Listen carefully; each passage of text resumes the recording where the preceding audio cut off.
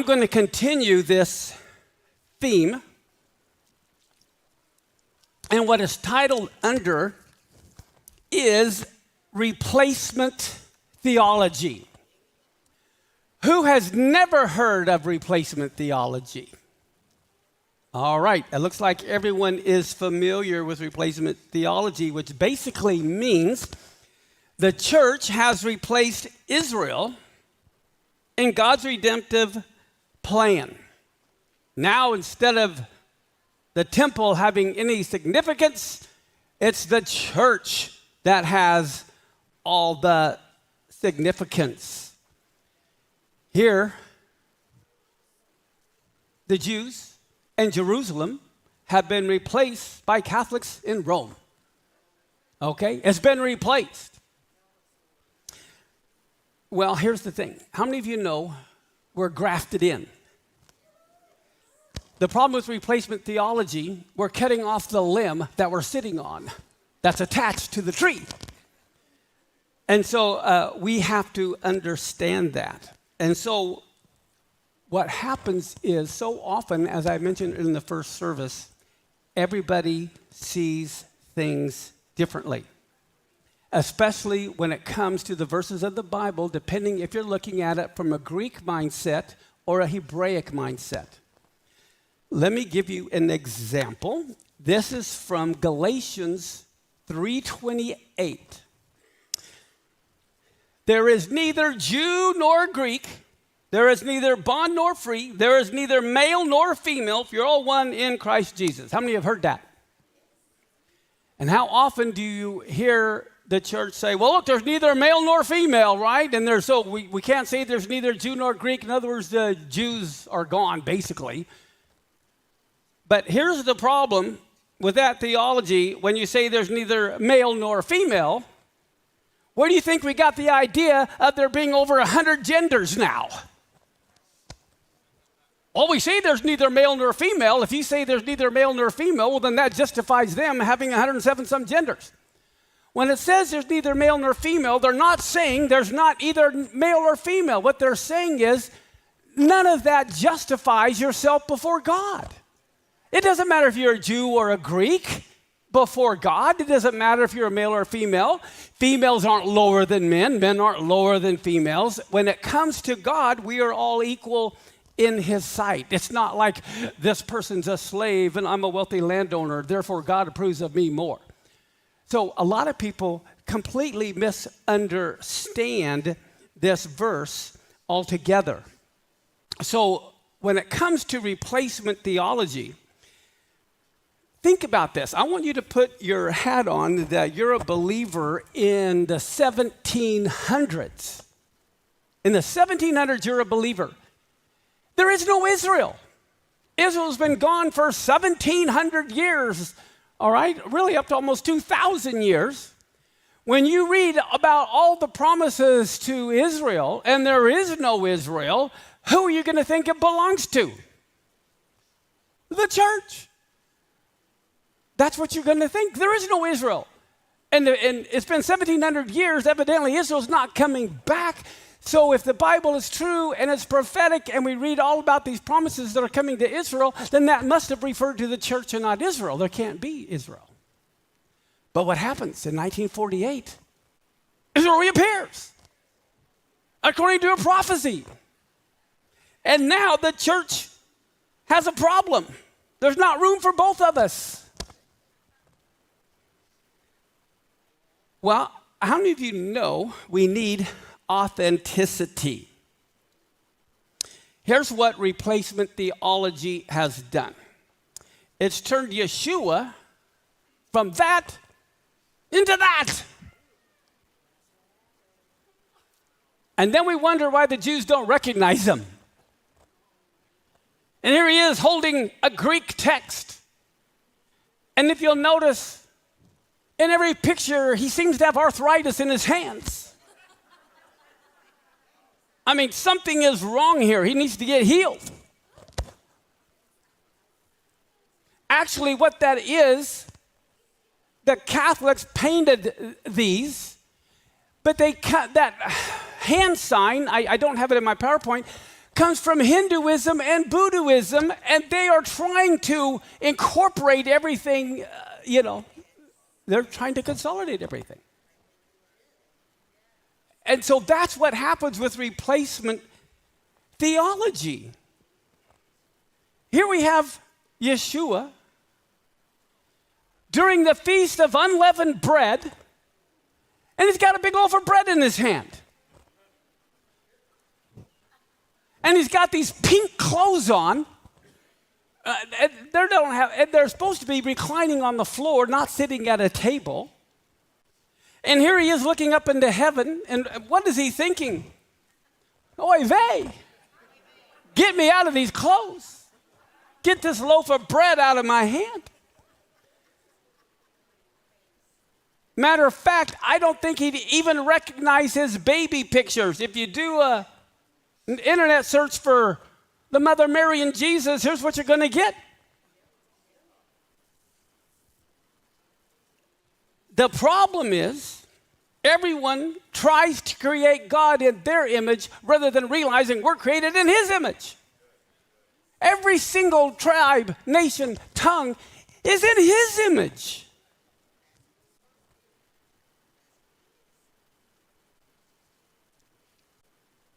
Which one, big test, which one do you think the Apostle Paul looked like? The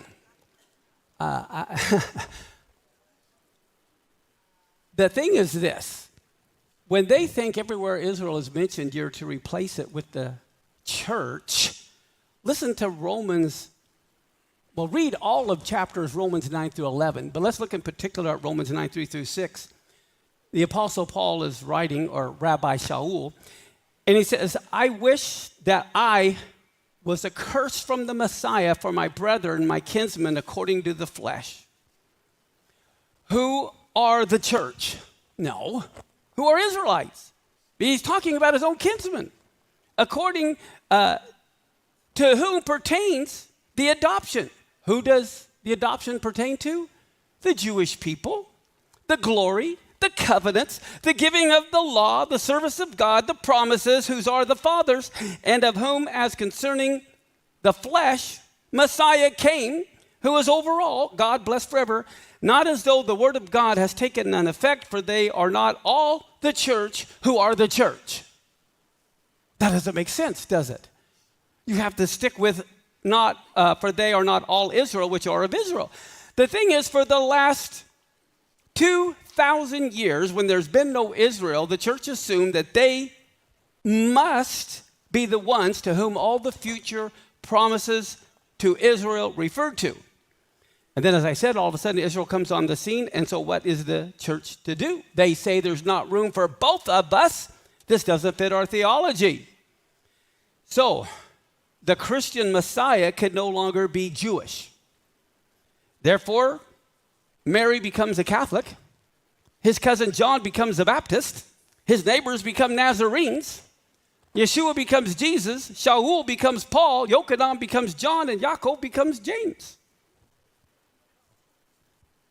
That's what I talk about. A lot of believers, I don't believe in replacement theology. Well, then how come you continue to replace the calendar? How come you replace the Shabbat? How come, and all of a sudden they realize replacement theology goes a whole lot deeper. I'm going to tell you something that is going to come as a big shock. I'll never forget when I said it before, people thought I was a total heretic, but you have to listen to everything I say and not pick and choose. Do you know there were no churches in the New Testament? There were no churches in the New Testament. There were assemblies. Yes, John wrote to the 7 assemblies. Why do I know there were no churches? They didn't speak English back then. Okay? Now, we're going to look at this, a couple of verses here. First off, just like I said, there was no J back then. Okay? There were no churches back then. Now, listen. In Acts chapter 2, verse 46, the apostles continued daily with one accord in the temple. Daily in the temple. Acts 5:42. And daily in the temple and in every house they got together. They did not forsake the temple. As a matter of fact, there's another verse, I think it's in Acts 21, where it says, look at it, how many tens of thousands of priests there are who believe in Yeshua, and they still follow the Torah. And they still did sacrifices in the temple. They were priests. That was their job. How many believe the media is biased? So were the translators who translated the Bible into English. I can't speak about other languages. I don't know the other languages, Spanish, Italian, French, whatever. But in English, the translators were very biased. Listen to Acts. This is chapter 7, verse 38. It talks about, this is he that was in the church in the wilderness with the angel who spoke to him at Mount Sinai with our fathers who received the lively oracles given to us. Well, this is Jewish people talking. Do you really think when Moses was at Sinai, there was a church in that wilderness that they attended? There was no church in the wilderness. But they write church in the wilderness. How many of you heard of the Septuagint? Okay, that's when the Hebrew Bible was written into Greek. And this, who remembers when this happened? It was, in the 2nd century BC. How many of you know there were no churches or Christians in 200 BC? Well, guess what? When they translated the word assembly for Hebrew into the Greek, they chose a word ecclesia or ecclesia. But what happened, the translators wanted to create something separate from the Jewish people in the synagogue, so they translated ecclesia as church rather than assembly. Now you got to remember, it didn't even get into English until the 1600s. So 1600 years have gone by, and they're taking the Greek word for ecclesia that was used in 200 BC when there were no churches, and they decided that word means church.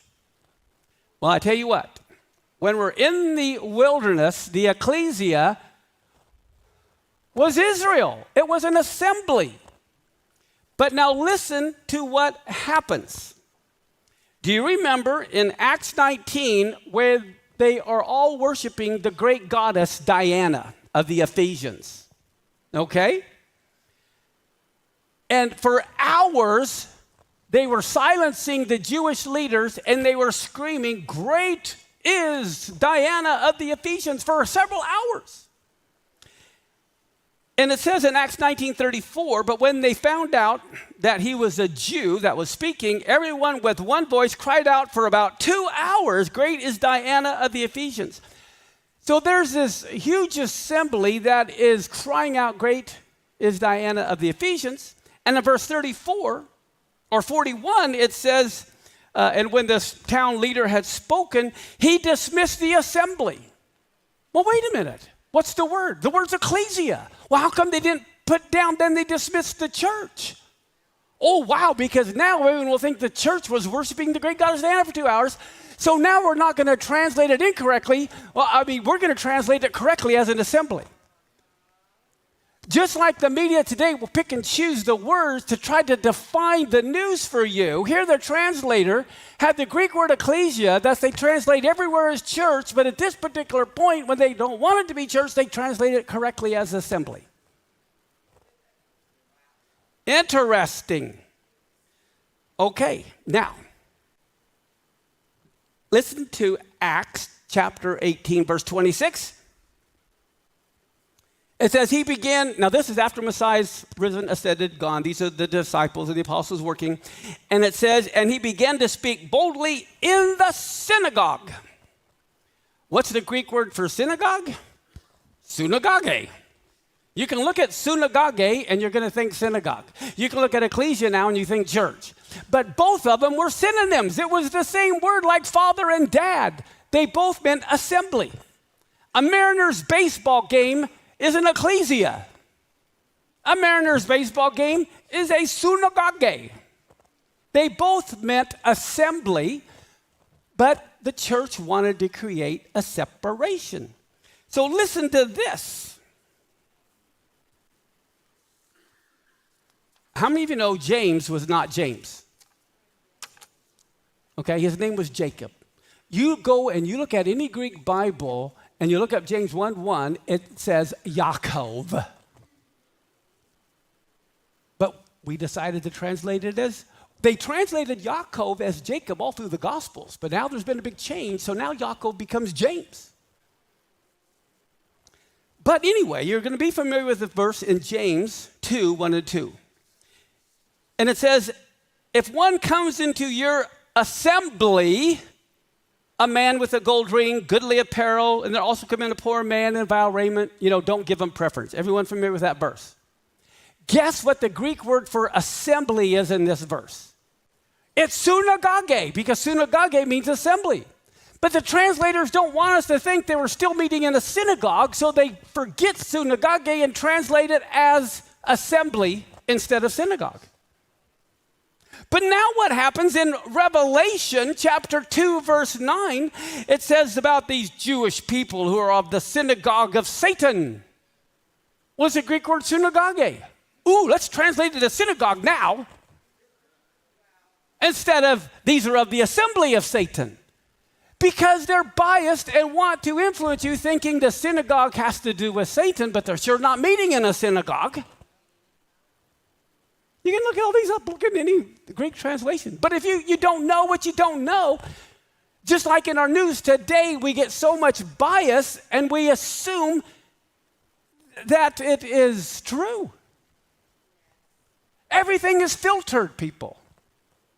Everything is filtered. You have to read, everything is biased. That's how you have to approach everything.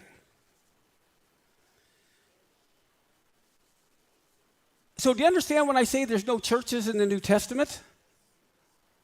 I'm saying there were assemblies. They assembled together, but we have to get rid of the English mindset. Now, not only that, when the new heavens or the new Jerusalem comes down out of heaven, it's not Rome that comes down out of heaven. Listen to Revelation 21, 10-13. John says, he carried me away in the Spirit to a great and high mountain and showed me the great city, the holy Jerusalem, descending out of heaven from God. Because remember, everything's based on the pattern. Whatever's up there is what's down here. And he told the Jewish people to make the pattern. So here comes that great city, the holy Jerusalem, descending out of heaven from God, having the glory of God. Her light was likened to a stone most precious, like a jasper stone, clear as crystal. It had a wall that was great and high, and it had 12 gates. And at the gates were 12 angels. And the names were written there on the gates. That's descending from heaven. That's still future. And it says, which are the names of the 12 tribes of the children of Israel. What? Are you telling me there's not a Pentecostal gate? There's not a Baptist gate? There's not a Catholic gate? What? There's a gate for the tribe of Judah that you're going to be able to enter. Listen to Ezekiel. Revelation gets this from the book of Ezekiel. In Ezekiel 48:31, it says, and the gates of the city will be after the names of the tribes of Israel. Gee, when we connect Revelation to Ezekiel and it talks about the future, here it's telling us that's what it's named after. I think it's interesting. There's 3 gates that are to the north. All right, I don't know how many of you have memorized where the tribes all settled around, but who was on the north? Okay, you have Dan, Asher, and Naphtali. That's the 2 sons of Bilhah. and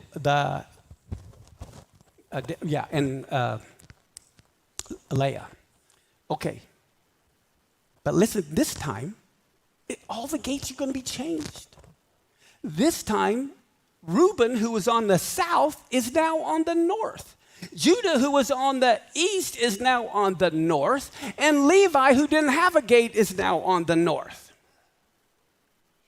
And on the east side, which had Judah mainly, okay, Zebulun and Issachar, who were all Leah's kids, this time on the east side is going to be Joseph and Benjamin, who was on the west. Joseph was Ephraim and Manasseh divided, but this time Ephraim and Manasseh are together. It's just Joseph, Benjamin, these are Rachel's kids now, and one for Dan, which is one of Rachel's handmaid's kids. And then it says, let's see. Where am I at here? Okay. Then it says here on the south, now on the south side, okay, here's who we have now. South side. Simeon, Issachar, and Zebulun. And at the west side is Gad, Asher, and Naphtali. So they're all getting scrambled around from where they were initially. Now it's going to be different. But as I said, there is no Catholic, Methodist, Lutheran, Baptist, or Pentecostal gate. They're named after the tribes. Okay, now, when did replacement theology begin? A lot of people think it began with Constantine. That's not correct. It began much earlier. When do you think was the first people group that tried to replace Israel? Who were they? When? What year? Think about the Gospels. Who did the Jews hate? The Samaritans. The Samaritans. That's them half-breeds. Okay, so let's look at the story. In 2 Kings 17, 21 through 23, Solomon has died. Reuben's taken, Reuben. Here you have Solomon's son, Jeroboam and Rehoboam. Rehoboam is Solomon's son, but God split the kingdom in two, right? Jeroboam got the north, and Rehoboam got the south. So here we are. Here's a map. And when people talk about the lost tribes, it's not really 10 lost tribes because Simeon never had a land and they were absorbed in Judah. So in the south actually was Judah and Benjamin and Simeon and many of the Levites. But what happened when Jeroboam tore it apart, their main people were Ephraim and Manasseh. That is what was when it refers to the north. Yes, it included these other tribes that are further north, but the main thing was what is now even known as the West Bank. All right? But here, Ephraim and Manasseh were right there, and Ephraim, it says, was the head of the northern tribes, and Judah was the head of the southern tribes. They were known as Ephraim and Judah. The two sticks in Ezekiel, Ephraim and Judah. Okay? So this is what happened. And so, but listen to this. It says, they made Jeroboam, the son of Nebat, king, and Jeroboam, it says, drove Israel from following the Lord. Even the Lord gave them all these tribes. He drove them because Israel is the north, Judah is the south. And it says they made them sin a great sin because the children of Israel walked in all the sins of Jeroboam, and they didn't depart from them until the Lord had to remove Israel out of his sight, as he had said by all of his servants, the prophets, Isaiah and everybody. So Israel was carried away out of their own land into Assyria. But watch what happens here. In verse 24 through 26, the very next verses, So what happens, and what the governments did back then, they would take all the people that were in that land and transport them to another country, and they would take all the people from that country and transport them over to that country, so they have no sense of direction, they have no national pride. It's all a matter of that's how they would become their slaves and servants. They would just move them to other nations. And so what do we have here? In 2 Kings 17, 24 through 26, the king of Assyria brought men from Babylon and from Cuthah and Abba and Hamath and Sepharvaim and placed them in the cities of Samaria instead of the children of Israel. And they possessed Samaria. Guess who comes from Samaria? Samaritans. And they dwelt in the cities, and so it was at the very beginning of their dwelling there, they did not fear the Lord. Therefore, the Lord sent lions among them and killed them. I don't know if you knew there were lions in the Middle East back then. He didn't slay all of them, but a lot of them. And it says, wherefore, these strangers to this land spoke to the king of Assyria, saying, the nations which you've removed and placed in the cities of Samaria don't know the manner of the God of that land. Therefore he sent lions among them and killed them because they don't know the manner of the God of the land. Back then, they always thought there was a different God for every nation. And so if they got sent to that nation, they had to make sure they served that nation's God or they'd be in trouble. So what they wanted to do was send a whole bunch of the Jewish people or Israelis back, and they would intermingle, and they would teach them. So they had Levites and different tribes come that had the priests that would show them how to serve. But guess what? They all intermarried, and that's where the Samaritans came from, was the Israelites who came back after they were taken captive and intermingled with the other countries that were now put there. Okay? And so they were considered half-breeds. And so the Jews didn't like them or respect them. And so now what happens? It says the king of Assyria commanded, saying, carry there one of the priests whom you brought from there, and let him go and dwell there, and let him teach the man of the God of the land. So one of the priests whom they had carried away from Samaria came and dwelt in Bethel and taught them how they should fear the Lord. How many of you know we should fear the Lord? But what does that mean? Is it good to fear the Lord? Is it ever not good to fear the Lord? Well, let's read what the Bible says. 2 Kings 17:29. It says, howbeit every nation made gods of their own and put them in the houses of the high places which the Samaritans had made, every nation in the cities wherein they dwelt. Do you realize 2 Kings 17:29, this is around 700 BC, and the Samaritans, that's what they were known. From 700 BC was the Samaritans.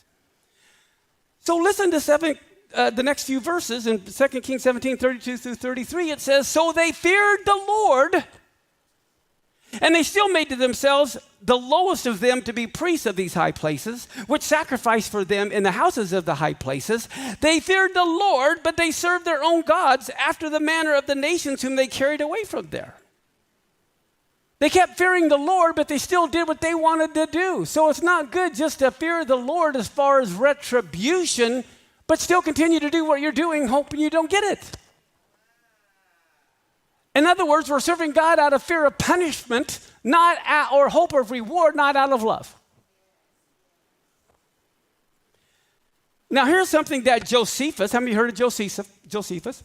Josephus lived during the time of the Messiah. He's a historian, and he wrote about the events that were happening, but guess what? He was biased. Just because you read what he says, you have to realize he was biased like everybody other reporter. How many know reporters are biased? In his book that he wrote called The Antiquities of the Jews concerning the events of Hanukkah that happened around 170 BC. He wrote about the events that happened around 170 BC. And he says this: when the Samaritans saw the Jews were under all of these sufferings of what Antiochus Epiphanes was doing, they no longer confessed that they were related to them. They always were teaching that they were the real people of God. But now that the people of God are being killed, we're not the people of God.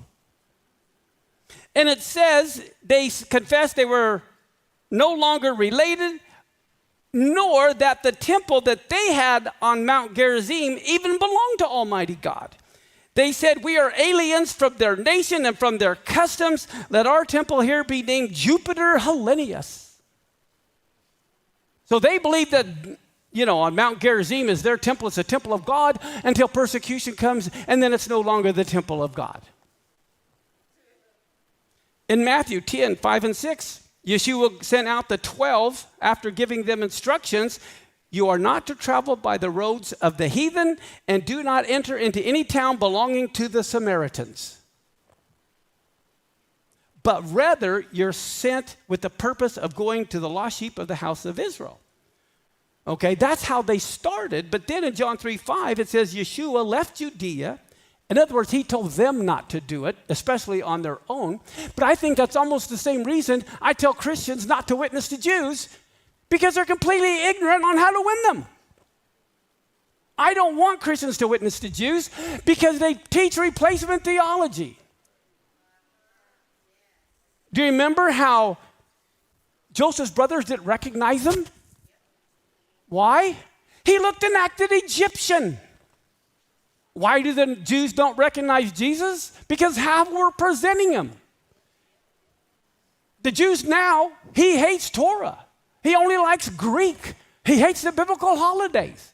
He gave up on the Sabbath. Why don't you believe in him? That's why I think he said don't go to the Samaritans. Because they were going to go with a total judgmental attitude, no mercy, beat them over the head with the Torah, and you don't win people that way. Okay, so watch this. John 4, 19 and 20. Here we have him speaking to the Samaritan woman at the well. And of course, this Samaritan woman is very righteous. And if you don't realize that, I'll talk to you later if you want to know why. But she says, I know you're a prophet. Our fathers worshiped here in this mountain, but you say it's in Jerusalem as a place where to worship. All right, well, guess what? The Samaritan woman, she knew the Messiah was coming. She worships God. Yeah, her doctrine's screwed up, but what church doesn't have screwed up doctrine? Okay? But she loved God. She worshiped God. She knew the Messiah was coming. Okay, now let's look at Acts 8:25. It says, and they, when they had testified and preached the word of the Lord, they returned to Jerusalem. And then it says, they preached the gospel in many villages of the Samaritans. God always wanted them to go to the Samaritans, but not until they were trained and filled with the Spirit. Okay, I'm going to be wrapping it up with this. Most of you know this who've been here for a while. But how many of you know I can show you a verse in your Bible where the Apostle John was kicked out of the church? Is anyone who didn't know the Apostle John got kicked out of the church? I'm going to give you the verse where the Apostle John was kicked out of the church. Not only him, but every Jew was kicked out of the church. Okay? And even any Gentile who wanted the Jews to stay, they were also kicked out of the church. Can you imagine? Who wouldn't want the Apostle John in their church? Well, it's in every Bible. It's always overlooked. But what happens after the temple was destroyed, they were still meeting in the synagogues, not in churches, and they were being scattered, and the non-Jews who are getting saved are entering the synagogues, as was the big battle in Acts, and now after a while they think they got the Bible understood when they've never studied the Torah at all. Their only moral basis is Aristotle and Plato. And so here, let's see. Do you remember how Yeshua told his disciples not to have a Greek mindset and lord over the flock, always wanting to have the preeminence? Do you remember that? Here it is in Mark 10, 42 through 44. Jesus called them to him, and he said to them, you know that they which are accounted to rule over Gentiles exercise lordship over them, and their great ones exercise authority on them. But so shall it not be among you, but whoever will be great among you will be your servant. Whoever of you will be the chiefest has to be the servant of all. Right? Okay. Here we have this guy named Diotrephes, which means lover of Zeus. He is not a Jew. You can tell by his name. Like if I told you my name was Paco, I'm not from Russia. And if I told you my name was Igor, I'm not from China. Okay? Diotrephes is not a Jewish name. It means lover of Zeus. He is one that wants to have authority and preeminence over the flock. So let's look at 3 John. Here it is in 3 John chapter 1. There's only one chapter, verse 9 and 10.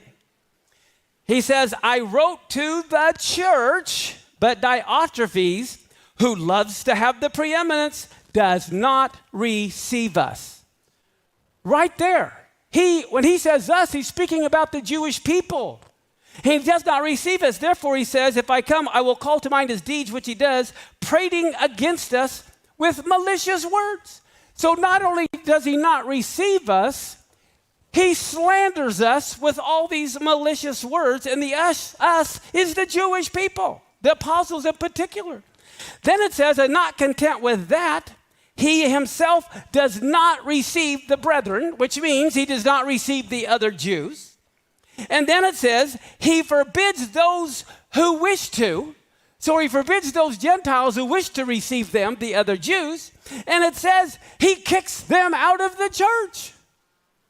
It's right there in 3 John 1, 9 and 10. Here a leader has taken over the synagogue, not the church, and he's kicking all the Jews out, speaking slanderous, lashon hara, against them, kicks out any Gentile who would want the Jewish people in. Isn't that amazing how quickly anti-Semitism took over? Okay, I'm going to close with just a couple quick pictures. How many of you ever heard of Copernicus? He lived from 1473 to 1543. So he was around during the time of Martin Luther. He was around in the time of the Crusades. Okay, he was a Polish astronomer. His name was Nicholas. All right? And he never liked the earth-based theory, thinking the entire universe rotated around the earth. He said, no, it rotated around the sun. And guess what? The Catholic Church leaders condemned him. They wanted to kill him, and they killed many teachers and astronomers who thought that way. They had a total, even in 1568, they had an earth center theology with all of the planets revolving around the earth. And you would be insane to think that. We know now. But back then, that's what the church taught, and they were some of the leaders in science and astronomy. And they literally killed a lot of people who thought that the universe revolved around the sun.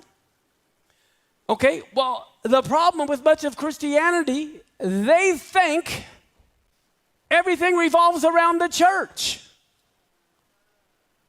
It doesn't. Just like an earth-centric theory that everything revolves around them. It's like the church is at the center of the theological universe. That's what's in all of Christianity. But it's not. Jerusalem is at the theological center and Israel of the universe, and we're grafted into that. But your perspective is going to be different if you're looking at it from a Greek Christian church mindset. That's why we have to look at it from a Hebraic Jewish mindset. Now, who wants to be deceived when the Antichrist comes? If you're looking at an Antichrist from a church Greek perspective, you're going to miss it. I'm not saying the Jews are going to get it, but I'm saying that believers have to look at the Antichrist from the Hebraic mindset. How many of you know the 2 witnesses come and they preach for 42 months, right? And then it says at the 5th trumpet, the locusts ascend, and then they are killed, and they lay on the streets for 3.5 days. And then there's another 3.5 years, and that is when the Antichrist and the false prophet are going to rule, right? So who comes first? The two witnesses. And the two witnesses are Jews. I believe it's going to be Enoch. I don't mean Enoch. I mean Elijah and Moses, representing the law and the prophets. And that's who appeared at the Transfiguration, which is what's going to happen at the last days at the Feast of Tabernacles.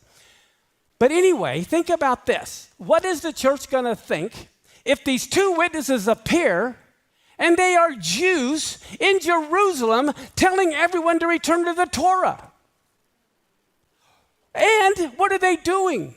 They're stopping rain for 3.5 years. They're turning water to blood. Fire comes out of their mouth and they kill people. All the Christians are going to think that's got to be the Antichrist and the false prophet. They're destroying everything. They're not lovers. And then when the Antichrist and the false prophet appear, these slick willy preachers saying it's all love, just love everybody, they're going to think that's got to be Jesus and, the prophet that killed those two bad guys.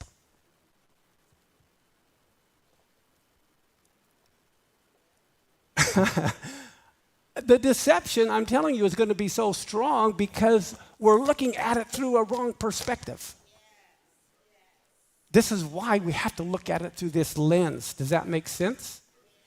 Okay, well, over the next several weeks, I'm going to be going over replacement theology because the last thing I want is anyone to be deceived.